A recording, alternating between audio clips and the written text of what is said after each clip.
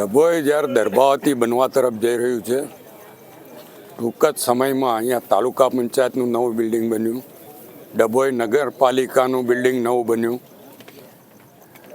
ડભોઈમાં સરદાર બાગ જે નવો બન્યો અને આજે દર્ભાવતી સ્પોર્ટ્સ સંકુલ જે ડભોઈનું નવું નજરાણું આજે લોકાર્પણ કરવામાં આવ્યું છે.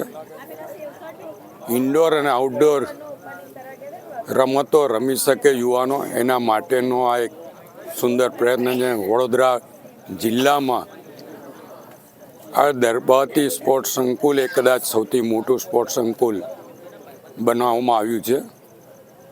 આપના મારફત પણ ડભોઈ તાલુકા અને ડભોઈ નગરીના તમામ યુવાનોને વિનંતી કરું છું, એકવાર મુલાકાત લો. જેને જે રમતમાં રસ હોય એ રમત અહીંયા આવીને રમો અને દર્ભાવતીનું નામ રોશન કરો.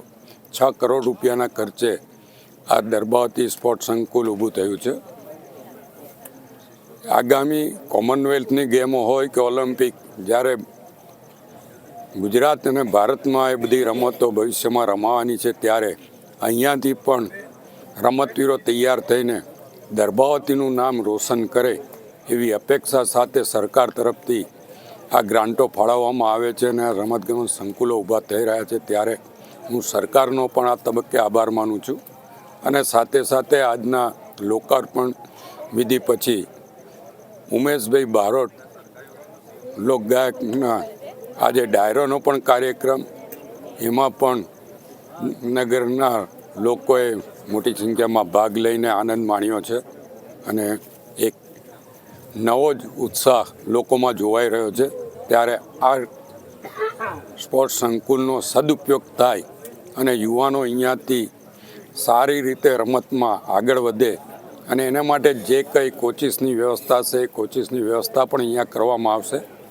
અને આપ જોઈ શકો કે skating ring, box cricket, box football, table tennis, badminton, volleyball, basketball, તમામ રમતો માટેની અહીંયા વ્યવસ્થા કરવામાં આવી છે.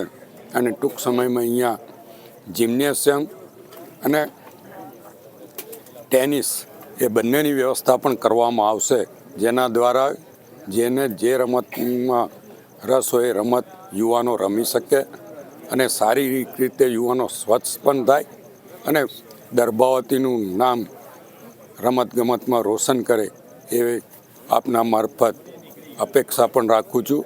ફરીવાર આનો સદુપયોગ થાય એવી વિનંતી પણ કરું છું.